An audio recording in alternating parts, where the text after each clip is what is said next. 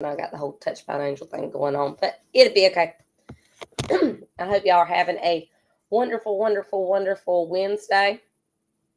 Um, I will be getting on the Billy Brim noon call at 1 today. I encourage you to do so. Also, if you get an opportunity, I encourage you to do the morning call at 9. Okay, it's 9 o'clock Eastern time, 8 o'clock West Central. Yeah, I'll get it right in a minute. Anyway, it's well worth it. You have to call in for the morning call on her website. You can find the number or on her Facebook page, Dr. Billy Brim. Usually I share it whenever it comes up. So I would recommend you do that. It's really good. Good morning, Joe. All right. So quick announcements. If you haven't already, join our Facebook family. It's a place for getting to know one another. So get to know each other, start conversations, okay? Do those kinds of things. So we might just have to have the conversation starter of the day. So get on there and start doing that. That'd be fun. Also, like, share, subscribe, ring the bell, do whatever it is that the website wants you to do that you're watching these videos on if you want to get more. Okay? Do the things. And last but not least, if you say, hey, I like this ministry, I like what you're doing, I wanna be part of that financially. Here you go. One life at a time, churchcenter.com/giving. If you want that information, I suggest you screenshot it because I'm not going to leave it up the whole time. So there you go. Not a used car salesman. God provides, but listen to the Holy Spirit if He moves it on your heart to give. Okay, you will be blessed. That's just what there is to it. All right, here we go. We are in Second Corinthians, chapter 12. And Paul is still going on. He's still kind of shucking the corn here. He's bringing up the points of why he's in the position that he's in, if he has earned it or not, by faithfulness in the work, by, now we're going to get into the spiritual stuff. And it's very interesting what he puts here. Okay? Because there's a good chance that this man that he speaks of is, of course, himself, but he doesn't go into much detail. He doesn't defend the spiritual aspect as he defended the natural aspect. And we're going to find out why. So here we go. Boasting is necessary, though it is not profitable. I have to do it right now, but it doesn't amount to nothing. It's not going to really achieve anything. However, I'm pushed in the corner on this one, and I have to do this right now. That's basically what it is. So many times when you're in ministry, there are things that you have to do, and it's like, I would rather not do that. But that's okay, because that's just part of the job. And so right now, it was necessary for him to ask those questions. Well, what have they done? Well, how are they faithful in the work? Are they just talking to you? Because remember, we're talking about those whisperers again, the ones that are trying to usurp Paul's authority within the church. But I will go on to visions and revelations of the Lord. So now that we've established my work, now that we've established in the natural, the beatings I've taken, the imprisonments, all that, now let's move on to the spiritual side of things, shall we? I know a man who 14 years ago, hey mama, whether in the body I do not know or out of the body I do not know, God knows, such a man was called up to the third heaven. Yeah, Paul's speaking of himself, and this is the guy he knows. It's me. Because remember, we're kind of boasting here. But he doesn't, you see, hold on. And I know how such a man, whether in the body or apart from the body, I do not know, God knows, was called up into paradise and heard inexpressible words which a man is not permitted to speak. He couldn't share that. On behalf of such a man, I will boast, But on my own behalf, I will not boast except in regard to my weakness. That's as far as we're going to go. I don't have to tell you it was me. I don't have to tell you it wasn't me. I can boast in those things, but I'm not going to bring it out. I'm not going to start boasting about the revelations and the spiritual insight that I've been given, because that one should speak for itself. That should speak for itself. His actions really should have spoke for themselves, but we can go into that. Okay?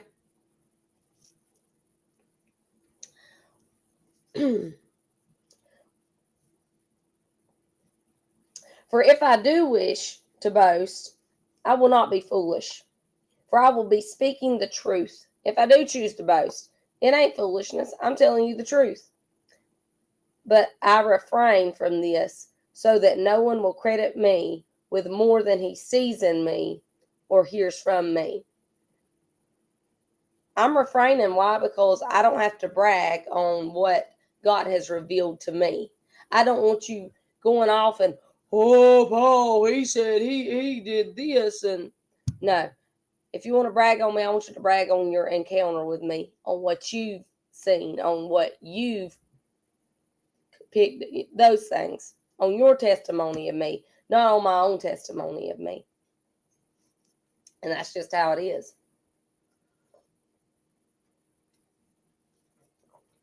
You know, I was watching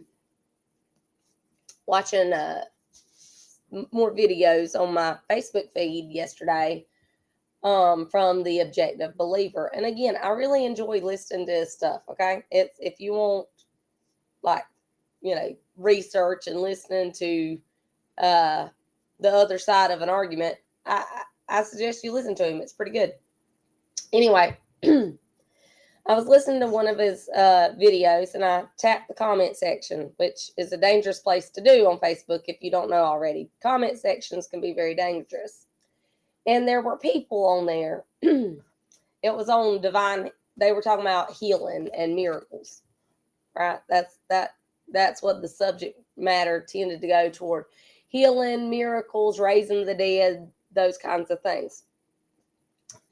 And people were saying, well, where's the videos? Where's the documentation for these claims? Where's this? Oh, it's out there, my friend. It is out there.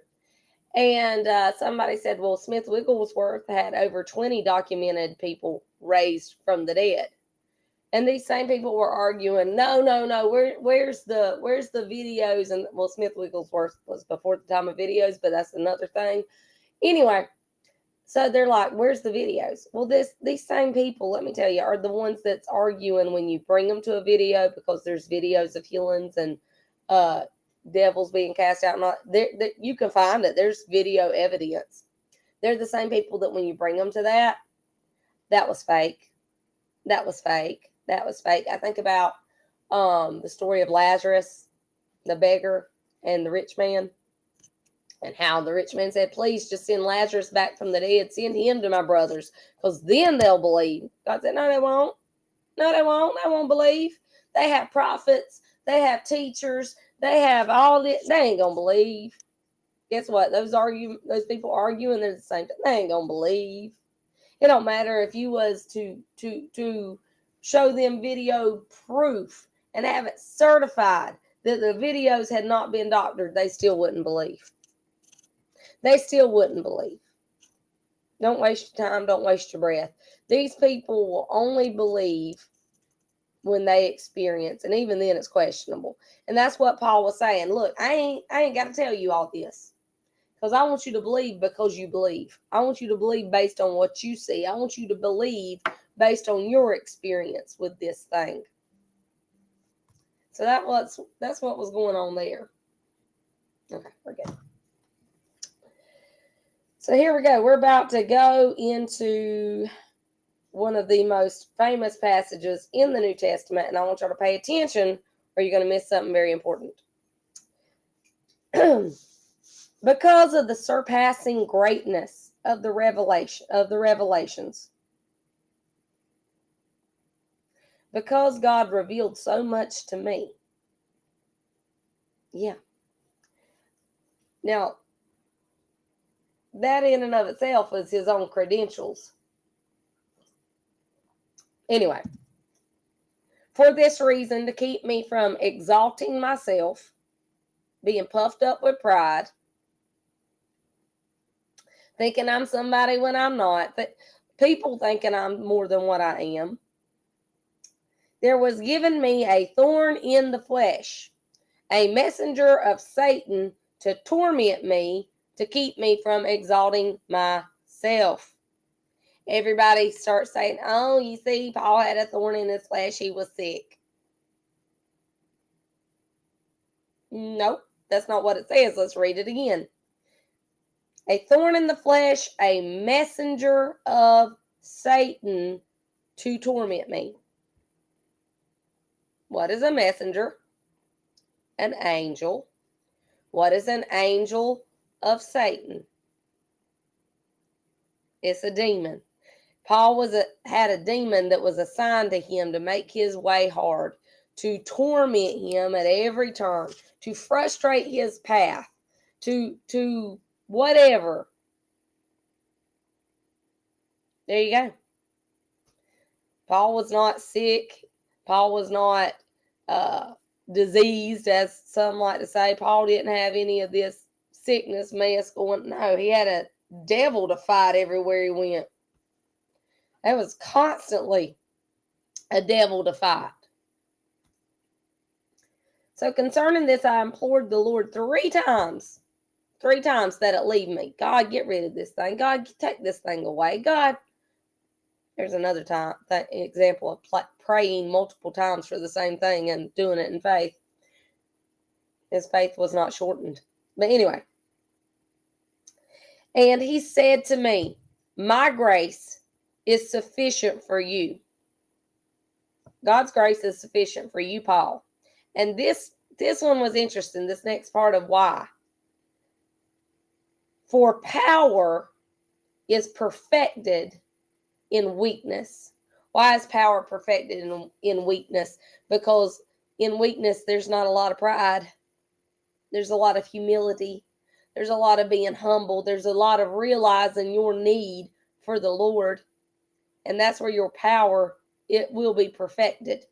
That's where your, the King James says your strength is perfected when you realize how much you need the Lord. When it's dependent on him, when it's not in anything that you can do, when it's not because you've had some great revelation and vision and this, that. No, when it's solely because you realize your own shortcomings. When you realize that there's a devil at every fight, every turn, and there's really no way in and of yourself that you're going to conquer this. That it has to be God, that God has to make the way, that God has to go before you and behind you and around you, that you're nothing without him. That's when power, that's when strength is perfected, not in puffed up pride.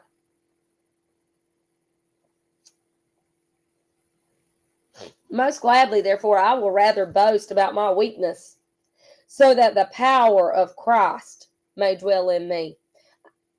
Yeah, I'll tell you about my struggles. I'll tell you about the hardships I've faced for the gospel. That's what I'll tell you about, which is what he was telling us about in doing the work. The devil was buffeting him in the work that he did, having him beaten, having him thrown in prison, having him stoned, there you go. Therefore, I am well content with weakness. Okay, here we go. This is what kind of weakness? With insults, with distresses, with persecutions, with difficulties, for Christ's sake. For when I am weak, I am strong. When I'm going through this stuff, when I'm being insulted for my God, when I'm being persecuted for doing the work of my God, when I have distress, hardships, when difficulties are coming, when it don't come so easy, I can rejoice. I can rejoice because I know that in that weakness, I am so strong. God is doing such a mighty work. God is moving mightily on our behalf. You know, people may look on the outside, but God looks on the inside. There were so many times that the path was difficult. But you know what? God is faithful, and in his weakness, in our weakness, he proves strong. It's amazing. And I can tell you time and time and time again of how that played out because God is so good. I have become foolish. You yourselves compelled me. Actually, I should have been commended by you. Y'all should have been encouraging and recommending and patted on the back and loved. But no, y'all compelled, y'all pushed, y'all prodded, y'all. Wow. For in no respect, why? How did they do this? For in no respect was I inferior to the most eminent, or as King James says, the chiefest apostles, even though I'm a nobody. Look, even though I don't have to glory in myself, I know that I am just as used, just as much a vessel of God as Peter is, as John, as James, Matthew. Take your pick. I can stand with any of them. Not in my own abilities, but in God's ability through me. Because I choose to allow him to work in me. Because I've sold out. Because I've committed myself to him. For the signs of a true apostle were performed among you with all perseverance, by signs and wonders and miracles. The proof is in the pudding. The proof is in the pudding. You know, people would want to argue with my daddy on things all the time. They'd want to argue with him about this, that, and the other. And, why they're this and why they're that and why they're whatever. And it would always finally come down to it. And he would say, well, how many devils have you cast out?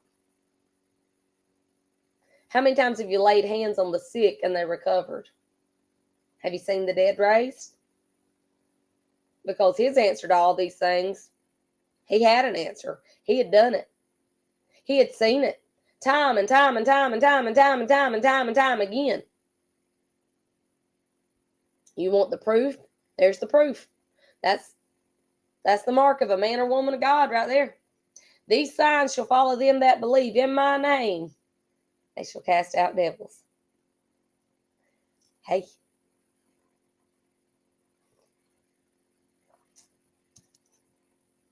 That's the proof. You don't go looking for those signs. But take note when you see them. Mark those. For in what respect were you treated as inferior to the rest of the churches? How did I treat you inferior? Did I treat you less? Except that I myself did not become a burden to you?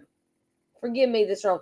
The only regard that you got off treated different was I didn't require you to pay my way. I didn't require you to take care of my physical needs. I didn't want to burden you with that. Well, forgive me. I can see Paul saying, well, excuse me. I'm sorry. Apparently that has hurt you. No, it ain't hurt them. Well, it did and it didn't. They already had a heart condition. And sometimes you don't put the full weight of stuff on people because their little hearts can't handle it yet. That's why it's a progressive perfection. That's why he doesn't put everything on us at once. Because our little selves couldn't handle it all at once. But here we go. They're griping. They're going down a worse trail. And Paul's using this as an example of trying to snatch them back. Here for the third time, I am ready to come to you. This is the third time I've been getting ready to come to you. Some things have come up, but here we are, round 3. Let's see. And I will not be a burden to you. I've been there before. I didn't take your money then. I didn't make you pay for me then. Guess what? I can pay my own way now. It's okay. For I do not seek what is yours. I ain't trying to rob you. But you, I seek you. That's all I care about is you. I don't care about your money. I don't care if y'all got me up at the Hampton. I don't care if I have to work and do. I care about you and whatever it takes to reach you. For children are not responsible to save up for their parents, but parents for their children. You feel like a parent. You feel like that responsibility for your church, for your children in Christ.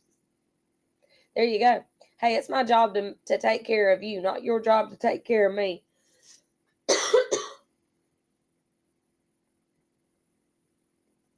Heart conditions. They weren't there yet. They were still babies. Baby can't take care of its parent. Just ain't gonna do it. I will most gladly spend and be expended for your souls. I will spend and be spent. He said that before, and he's saying it again. Look, I don't mind. I will continue to do this. This is my work. This is what I signed up for. This was what I agreed to, regardless of how you treat me. Nevertheless, crafty fellow that I am, I took you in by deceit. Certainly I have not taken advantage of, see, there's that little, I was sneaky. I was sneaky because, I'm after so much from you. Apparently these are the rumors that are going around. He didn't demand he didn't demand monetary compensation the first 2 times. So clearly he is a deceiver and a robber. He's stealing from them. It's funny how these allegations and accusations never stand up, but in the minds of people that want to receive them.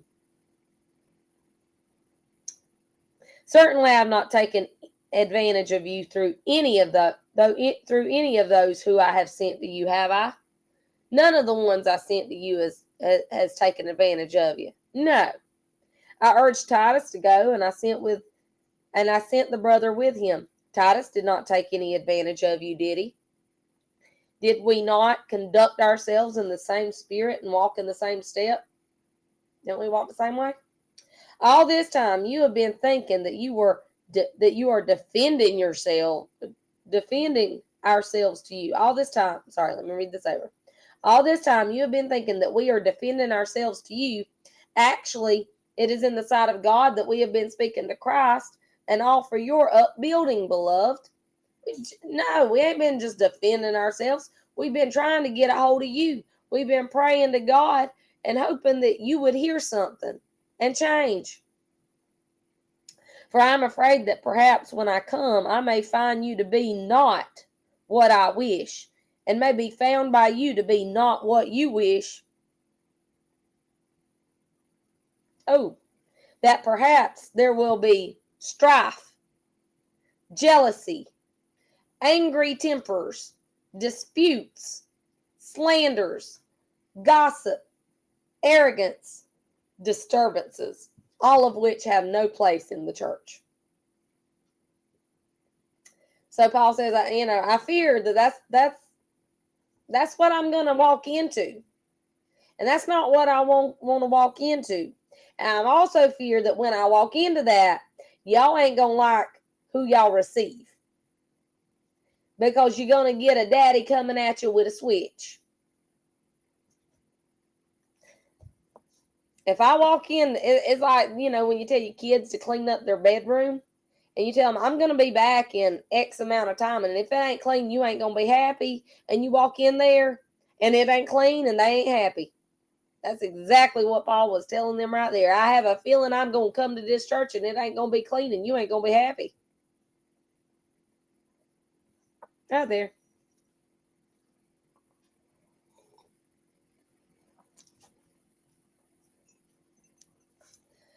I am afraid that when I come again, my God may humiliate me before you, and I may mourn over many of those who have sinned in the past and not repented of the impurity immorality and sensuality which they have practiced. They're continuing in their sin because it is not under the blood.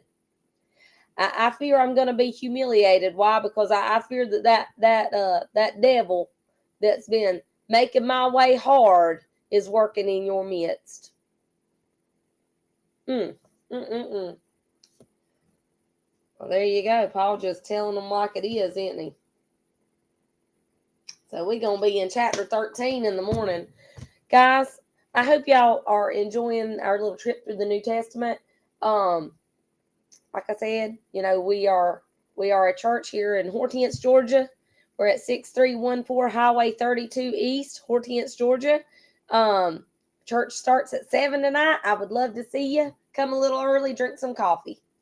Guys, I love you. God loves you. There ain't a thing you can do about it. And I'll catch you later. Bye.